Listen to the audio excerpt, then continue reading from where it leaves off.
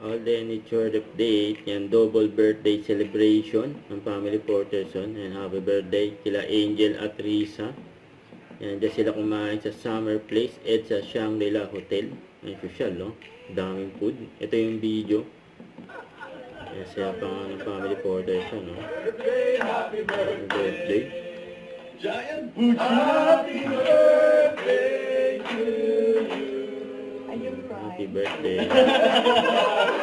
Ganyan yan.